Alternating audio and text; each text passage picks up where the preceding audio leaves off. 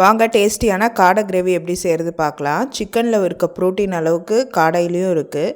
சிக்கனுக்கு பதிலாக ஆல்டர்னேட்டிவாக காடை கூட நீங்கள் ட்ரை பண்ணலாம். இந்த recipe biryani, rice, coconut milk rice, ghee rice, jeera rice, chapati, parotta எல்லாத்துக்கூடயும் நல்லாயிருக்கும். நம்ம யூஸ் பண்ணுற மசாலா 5 காடைக்கு போதுமான அளவாக இருக்கும். காடையை 4-5 தடவை நல்லா தண்ணியில் வாஷ் பண்ணிடுங்க. லாஸ்ட்டு தடவை வாஷ் பண்ணும்போது அதில் மஞ்சப்பொடி சேர்த்து வாஷ் பண்ணுங்கள். அப்போ அந்த கவிச்சி ஸ்மெல் போயிடும். இப்போ ட்ரை ரோஸ்ட் பண்ண வேண்டிய மசாலா பொருள் என்னென்னமோ அதை எடுத்து வச்சுக்கலாம். 1 டீஸ்பூன் ஜீரகம், 1 டீஸ்பூன் பெருஞ்சீரகம், 2 டீஸ்பூன் மிளகு, 1.5 டீஸ்பூன் தனியா, 6-7 காஞ்ச மிளகாய் எடுத்து வச்சுக்கோங்க. பேஸ் மசாலா அரைக்கிறதுக்கு 2 ரஃபாக சாப் பண்ண ஆனியன், 2 ரஃபாக சாப் பண்ண தக்காளி, 2 டீஸ்பூன் இஞ்சி பூண்டு விழுது, 2 இன்ச்சு பட்டை, 5 கிராம்பு, கிரேவிக்கு தேவையான கருவேப்பிலை, 1 பச்சை மிளகாவை கீனி எடுத்து வச்சுக்கோங்க. வானலில் நம்ம வச்சுருக்க மசாலா பொருள்லாம் ட்ரை ரோஸ்ட் பண்ணி ஒரு பிளேட்டை மாற்றி ஆற வச்சுருங்க. இப்போ அதே வானலில் 1 டீஸ்பூன் கடலெண்ணெய் காஞ்ச உடனே பட்டை லவங்கத்தை ஆட் பண்ணி பொரிய விடுங்க. ரஃபாக சாப் பண்ண ஆனியன் கண்ணாடி பதம் வரும்போது இஞ்சி பூண்டு பேஸ்ட் போட்டு பச்சை வாசனை போகிற வரைக்கும் வதக்குங்க. அதுக்கப்புறம் ரஃபாக சாப் பண்ண 2 தக்காளி ஆட் பண்ணி சாஃப்டாக வர வரைக்கும் குக் பண்ணிவிட்டு பிளேட்டில் மாற்றி ஆற விட்டுருங்க. எல்லாம் நல்லா ஆறினோடனே மிக்சர் ஜாரில் நம்ம வறுத்து வச்ச மசாலா பொருளையும் வெங்காயம் தக்காளியும் சேர்த்து நல்லா மைய அரைச்சிக்கோங்க. கொஞ்சம் தண்ணி ஊற்றினா தான் நல்லா மைய அரையும்.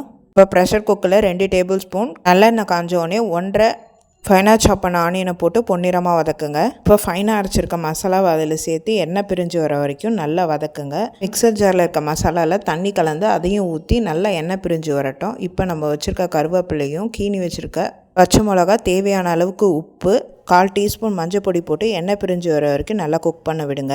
கழுவி க்ளீன் பண்ணி வச்சுருக்க காடையை சேர்த்து நல்லா மசாலா எல்லா சைடும் கோட் ஆகிற அளவுக்கு மிக்ஸ் பண்ணி விடுங்க. தேங்காய் பேஸ்ட் கிரேவி செய்கிறனால 1.5 டம்ளர் தண்ணி ஊற்றிருக்கேன். இல்லைனா நீங்கள் 3/4 டம்ளர் தண்ணி ஊற்றி குக் பண்ணிக்கோங்க. ப்ரெஷர் குக்கரை க்ளோஸ் பண்ணி 4 விசிலுக்கு ப்ரெஷர் குக் பண்ணிக்கோங்க.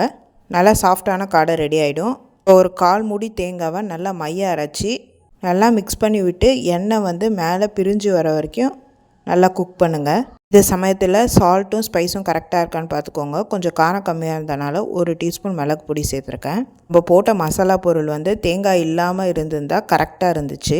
தேங்காய் ஊற்றினால இந்த 1 டீஸ்பூன் பெப்பர் பவுடர் சேர்க்க வேண்டியதாகிடுச்சு. தேங்காய் போட்டும் ட்ரை பண்ணுங்கள், போடாமலும் ட்ரை பண்ணி பாருங்கள். எந்த டைப் உங்களுக்கு பிடிச்சிருக்குன்னு சொல்லுங்கள். இது பெப்பர் பேஸ்டு கிரேவி, அதனால தான் கரம் மசாலா பொருள் ரொம்ப ஆட் பண்ணல. வின்டர் ரெய்னி சீசனில் சாப்பிட்டிங்கன்னா உங்கள் கோல்டுக்கும் ரொம்ப நல்லது. காடை இல்லை நாட்டுக்கோழி செஞ்சிங்கன்னா எப்பயுமே நல்லெண்ணெயில் செய்யுங்க. ஆனால் ரெண்டுமே பாடியை ஹீட் ஆக்கும். நியூட்ரலைஸ் பண்ணுறதுக்கு நல்லெண்ணெயை சேர்த்துக்கோங்க. செஞ்சு பார்த்து எப்படி இருக்குன்னு சொல்லுங்கள். Happy cooking, healthy living.